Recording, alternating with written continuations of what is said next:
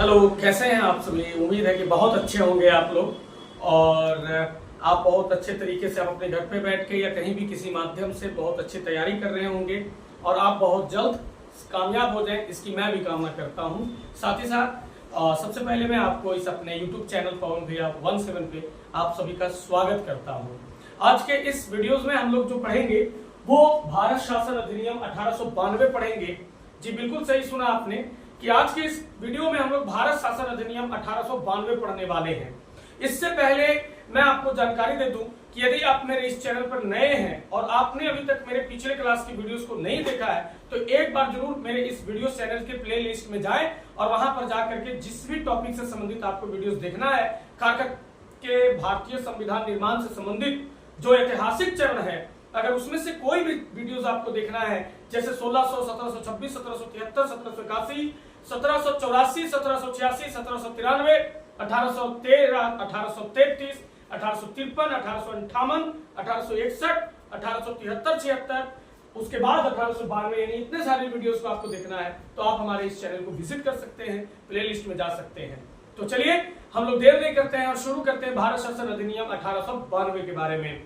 तो देखिए, जैसा कि आप देख रहे हैं लिखा हुआ है भारत शासन अधिनियम 1892, तो मैं आपको जानकारी के लिए बता दूं कि भारत शासन अधिनियम 1892 जब भारत में आया तो इस वक्त भारत के वायसराय लैंसडाउन थे। और जानकारी के लिए यह भी मैं आपको बता दूं कि लैंसडाउन का शासनकाल 1888 से लेकर 1894 ईस्वी तक के था। बिल्कुल सही सुना आपने। यदि आपसे पूछा जाए परीक्षा में प्रश्न आए कि भारत शासन अधिनियम 1892 के वक्त भारत का वायसराय कौन था, तो आपका जवाब होना चाहिए लॉर्ड लैंसडाउन। तो लॉर्ड लैंसडाउन के ही वायसराय कार्यकाल के दौरान ही ये भारत शासन अधिनियम 1892 पारित हुआ। तो चलिए देखते हैं कि इस अधिनियम की क्या विशेषता थी। देखिए, जो सबसे बड़ी विशेषता थी इस अधिनियम की, जो सबसे बड़ी विशेषता थी वो ये थी निर्वाचन पद्धति का आरंभ किए जाना। बिल्कुल आपने सही सुना भाई, पहली बार। अब निर्वाचन पद्धति से यह नहीं समझ जाइएगा कि लोकसभा, राज्यसभा, विधानसभा की चुनाव की बात हो रही है। यहां पर बात हो रही है कि जो कार्यकारिणी परिषद है जिसमें भारतीय सदस्यों को शामिल करने का प्रावधान 1861 ईस्वी में किया गया था और पहली बार 3 भारतीयों को गवर्नर जनरल की, वायसराय की वो जो कार्यकारिणी परिषद थी उसमें शामिल किया गया था। तो उस वक्त जो है मनोनयन के माध्यम से शामिल किया गया था, सिर्फ नॉमिनेट किया गया था, चुनाव के माध्यम से, निर्वाचन के माध्यम से नहीं किया गया था। इसीलिए यदि आपसे पूछता है कि कार्यकारिणी परिषद में पहली बार भारतीय सदस्यों को निर्वाचन पद्धति का उपयोग करते हुए इलेक्शन के माध्यम से, बाई वोट के माध्यम से शामिल करने का प्रावधान किसमें किया गया, 1861, 1892, 1909, तो आपको चुनना है 1892। और याद रहे कि यह निर्वाचन व्यवस्था जो था वो प्रत्यक्ष नहीं अप्रत्यक्ष था। प्रत्यक्ष में जनता चुनती है, तो जनता चुन के नहीं भेज रही थी। जैसे व्यापार बोर्ड का जो होते थे, विश्वविद्यालय के होते थे और भी कोई संस्था होते थे, उनके जो अधिकारी लोग होते थे उन लोग जो है अपने सदस्यों में से ही चुनाव करके भेजते थे, जनता नहीं। जो बड़े बोर्ड हैं, जो निकाय हैं, उन लोग चुन करके भेजते थे।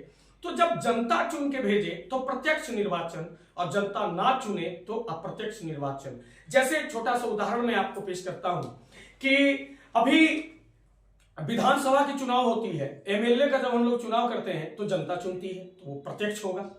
एमपी का चुनाव यानी खास करके मेंबर ऑफ पार्लियामेंट यानी लोकसभा के सदस्यों का चुनाव होता है तो जनता करती है, यानी प्रत्यक्ष निर्वाचन। यदि यही बात कहा जाए राज्यसभा के सदस्यों का, भारत के 6 राज्यों में विधान परिषद के सदस्यों का, तो जनता नहीं, जनता के प्रतिनिधि चुनते हैं, तो वो अप्रत्यक्ष हो गया। तो 1892 वाला अधिनियम में जो सदस्यों को चुनाव होता था वो अप्रत्यक्ष तरीके से, और 1892 का जो अधिनियम है वो इसी के लिए खास करके जानी जाती है। यानी इस अधिनियम द्वारा अप्रत्यक्ष निर्वाचन पद्धति का आरंभ किए जाना इसकी महत्वपूर्ण विशेषता थी। 1861, मैं जानकारी के लिए आप सभी को बता दूं कि 1861 में भारतीय सदस्यों को शामिल किया गया, सदस्यों को शामिल किया गया, यह भी पहली बार, लेकिन उन्हें मनोनयन करके चुनाव करके नहीं। अगर चुनाव करके पूछेगा तो 1892 में, समझे। और उन सदस्यों को जब शामिल किया गया तो सिर्फ एक स्टैचू बना के रखा गया, सिर्फ शांत रहने को कहा गया, सिर्फ बैठने को कहा गया। भाई आपको बोलना नहीं है, आपको पूछना नहीं है, आपको बहस नहीं करना है। लेकिन 1892 में यह प्रावधान आया कि भारतीय सदस्यों को बजट पर बहस करने का अधिकार है या फिर बोलने का भी अधिकार है। तो बोलने का अधिकार जो दिया बजट पर वो 1892 में, प्रश्न पूछने का भी अधिकार 1892 में, 1861 में केवल शामिल किया गया, लेकिन 1892 में शामिल करके निर्वाचन, अप्रत्यक्ष निर्वाचन के माध्यम से शामिल करके उन्हें बोलने का अधिकार दिया, यानी बहस करने का अधिकार दिया और प्रश्न भी पूछने का अधिकार दिया। लेकिन बजट पर मतदान करने का अधिकार नहीं दिया कि ये बजट पास होना चाहिए, नहीं होना चाहिए। ये वोट देने का अधिकार भारतीय सदस्यों को नहीं मिला था। तो जो वोट देने का अधिकार प्राप्त हुआ था बजट पर, वो 1909 के अधिनियम में दिया गया था, मार्ले मिंटो वाला अधिनियम में दिया था। ये भी याद रखिएगा। साथ ही साथ यहां केवल प्रश्न बोला जा रहा है, प्रश्न पूछने का अधिकार। काउंटर अटैक एक प्रश्न जो होता है जिसको हम अनुपूरक प्रश्न कहते हैं, वो प्रश्न पूछने का अधिकार भी 1892 में नहीं मिला। अनुपूरक प्रश्न पूछने का अधिकार भी 1909 में मिला। तो 1892 में क्या मिला? बजट पर बहस यानी बोलने का अधिकार मिला और प्रश्न पूछने का अधिकार मिला, यानी मतदान करने का अधिकार नहीं मिला। मतदान करने का अधिकार 1909 में मिला, पूरक प्रश्न पूछने का अधिकार 1909 के पार्लियामेंट सुधार अधिनियम में मिला। ठीक है, अब आगे अगर हम बढ़े तो केंद्रीय विधान परिषद में अतिरिक्त सदस्य संख्या बढ़ा करके कम से कम यानी न्यूनतम 10 और अधिकतम कर दिया गया 16। अब देखिए मेरे भाई, जो भी वीडियो देख रहे हैं इस बात को ध्यान से सुनिएगा। अब यहाँ पे कार्यकारिणी परिषद में भारतीय सदस्यों की संख्या जो है, यहाँ पर जो सदस्य संख्या जो है, खास करके सदस्य संख्या बढ़ाते जाएगा। 1892 में देखिए कम से कम 10, अधिकतम 16 कर दिया गया है। और वही 1909 में अधिकतम 60 कर दिया गया। 1909 में सदस्य की संख्या बढ़ाकर कर दिया गया 60 और 92 में किया गया 16। अब बढ़ते चला जाएगा। भागीदारी यहां पे भारतीयों की बढ़ेगी, सदस्यों की संख्या भी बढ़ रही है। और क्यों ऐसा हो रहा है? अंग्रेज दबाव में है। अंग्रेज ने जो 1813 में एक शिक्षा का पेड़ लगाया था ना कि भारतीयों को पढ़ाई के लिए, शिक्षा के लिए प्रतिवर्ष 1 लाख रुपया खर्चा करेंगे, तो 1813 में जो भारतीय उस शिक्षा के तहत जो 24-25 से जो बच्चा पढ़ने लगा था, वो 1880 और 85 आते आते अब यहां पर वो एक अनुभवी बन चुके थे पढ़ लिख करके। उनके ही शब्दों को पढ़कर उनके ही शब्दों में उनको जवाब दे रहे थे। तो भाई पढ़ लिया ना, अब पढ़ लिया तो पढ़े लिखे की तरह सवाल करने लगे भारतीय लोग कि क्या बात है अंग्रेज महोदय, केवल शामिल ही कीजिएगा कि हमें बोलने का कुछ अधिकार भी मिलेगा, हमें बजट पर बहस करने का अधिकार क्यों नहीं है। तो भाई अंग्रेजों ने सोचा कि यार बहुत गजब की बात इन लोगों ने कहा। तो बोला अगर आपने अगर नहीं दिया तो फिर लड़ाई शुरू, आंदोलन शुरू। तो अंग्रेजों ने सोचा कि नहीं भाई अंग्रेज आंदोलन मत करो, हम तुम्हें दे रहे हैं अधिकार। तो बजट पर बहस करने का अधिकार दिया और प्रश्न पूछने का अधिकार दिया। इसके बाद फिर लोगों ने कहा कि केवल प्रश्न, अनुपूरक प्रश्न क्यों नहीं, मतदान का अधिकार क्यों नहीं। तो धीरे धीरे जो है भारतीय लोगों के अंदर जो राष्ट्रीयता का भाव जागृत हुआ, राजनीतिक चेतना का जो विकास हुआ, इससे जो है अधिनियम में धीरे धीरे भारतीयों का वर्चस्व बढ़ना शुरू हो गया और इतना वर्चस्व बढ़ा कि फाइनली हम आजाद हुए। तो ये जो अधिनियम आया भारत शासन अधिनियम, ये भारत शासन अधिनियम जो है, इसमें आप देख रहे हैं कि जो भी व्यवस्था हो रहा है अच्छा हो रहा है। निर्वाचन हो रहा है, बजट पर बहस करने का अधिकार मिल रहा है, प्रश्न तो और यहां सदस्य संख्या 16 कर दिया गया। ये सारे जो पॉजिटिव कंटेंट देख रहे हैं, पॉजिटिव जो तथ्य देख रहे हैं, इसके पीछे का कारण है कि भारतीय कांग्रेस के अधिवेशन जो हुआ था, जो बैठक हुई थी 1889 से 91 के बीच में, उसमें यह फैसला लिया गया कि अगर ये अंग्रेज हम लोगों को ये सारा चीज नहीं देगा तो भाई आंदोलन होगा। तो 1889 से 91 के बीच में जो भारतीय राष्ट्रीय कांग्रेस की जो बैठक हुई, जो अधिवेशन हुई, उन अधिवेशनों में ये डिमांड था और उसी अधिवेशनों के बातों को इस अधिनियम में स्वीकार कर लिया गया। तो प्रश्न ऐसे पूछेगा कि भारत शासन अधिनियम 1892 कांग्रेस के किन अधिवेशनों से प्रभावित है? 1889 से 92, 1885 से 89, 1889 से 91, 1889 से 91, 1885 से 89, तो आपको 1889 से 91, यानी कि कह सकते हैं आप कि यह अधिवेशन में जो बातें पारित हुई है ना, इसके लिए भारतीय राष्ट्रीय कांग्रेस के सदस्यों ने दबाव डाला।